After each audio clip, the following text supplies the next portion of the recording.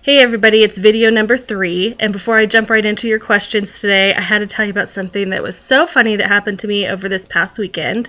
Tim and I went to Fresno, California to visit some friends and go to a surprise birthday party. Happy birthday again, Cindy. And we stayed with some friends, and my friend's daughter, who I was meeting for the first time, I believe she's about 6. Her name is Roxy. Hi, Roxy. And she was letting us sleep in her room, which was really awesome.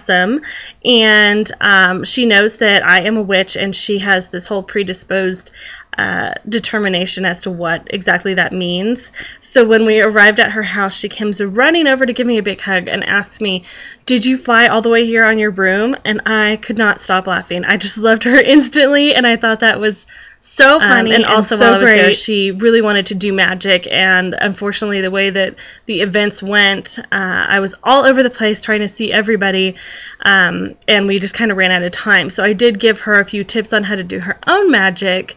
But at the end of this video, Roxy, there will be a special little clip for you. So Lizanne wants to know, how do I prepare to make candles?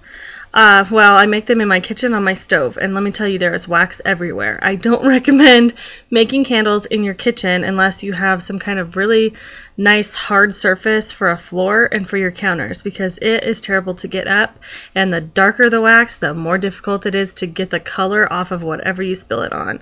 And I am super clumsy, so it is all over everything. I will seriously sit on the floor on a Saturday with a razor blade and try and scrape that stuff off the ground. But otherwise, making the candles that I make and sell on my website by hand, those are all done with an average pot and an average ladle and some candle molds or containers, as I have decided the candles will go in at any given time. Kat wants to know, how do I prepare my lip balm? How do I prepare it is basically answered by I melt a bunch of stuff down and mix it all together and add a few things here and there and put it into a pot. As for how do I make it, as in the recipe, that's classified. As in, I could tell you, but Debbie wants to know, when I see spirits, is it like they're normal people walking around, or are they see-through, or do I only see them in the back of my mind? How exactly do I see these spirits? A little of everything, kind of. It depends on the actual spirit and how prominent they want to make themselves known to me. Sometimes I see people walking around and I know that they're a spirit and not a real person. I've yet to walk up and talk to thin air like out in public. But, you know, sometimes people are just right in my face walking around, sitting next to me on the couch, or, you know, cooking with me in the kitchen. And sometimes they're just, I don't know how to explain it. They're kind of in my head. Like, I can see them as clear as day, but they're not actually walking around. They're just putting themselves into my memory somehow, like creating a memory that I didn't have before, or trying to give me a message like dreaming when you're awake.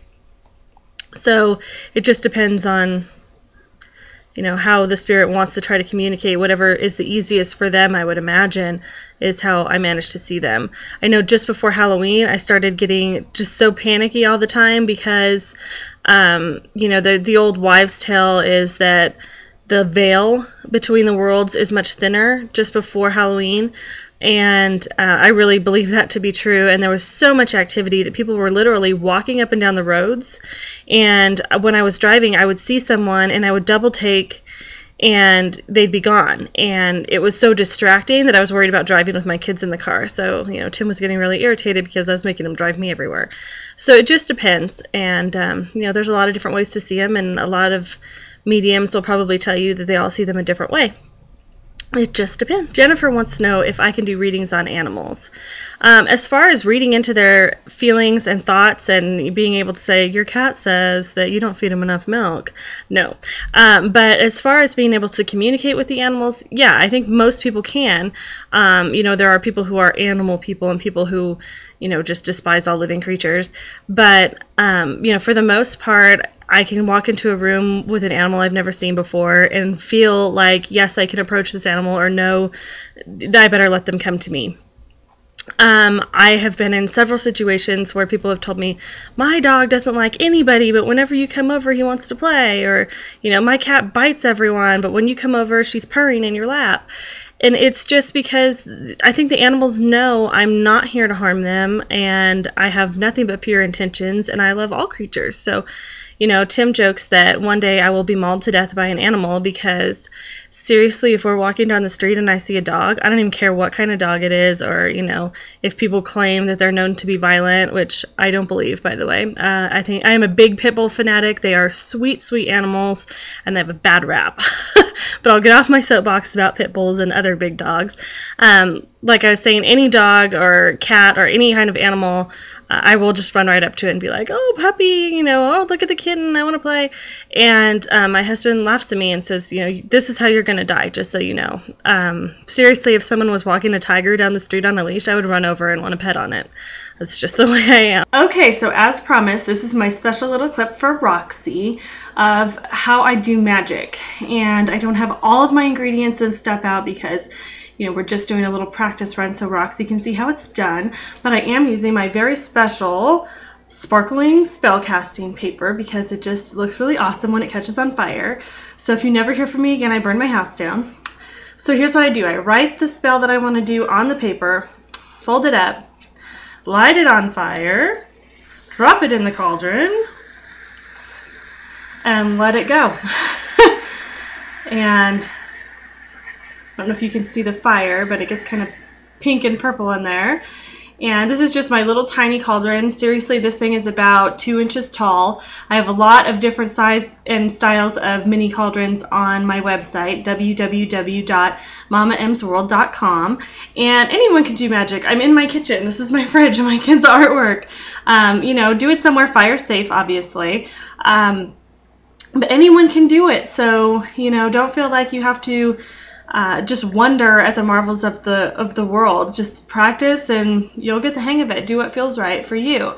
So that was for you, Miss Roxy, and I promise when I come to town I will bring my stuff again and we will do magic in the backyard just like. So that's it for this week. Please keep the comments, questions, and topic ideas coming. I'll be happy to try to address everything that I can. Thank you for your continued support.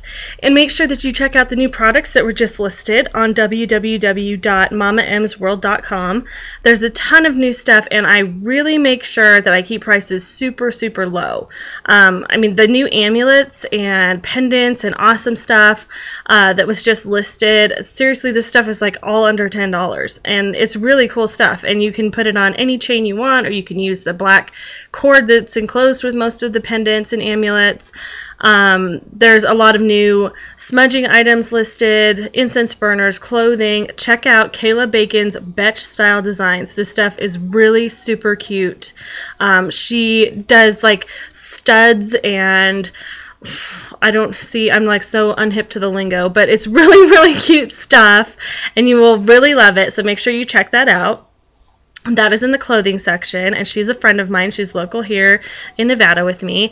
Also, make sure you check out the Little Witches section of the website. I'm adding new stuff every day. My 4-year-old daughter helps me decide what goes into that section, and she keeps coming up with ideas for stuff that she would like, so we keep adding to it. So I'll catch you next week. Thanks for watching, and thanks for all of your continued support. Bye.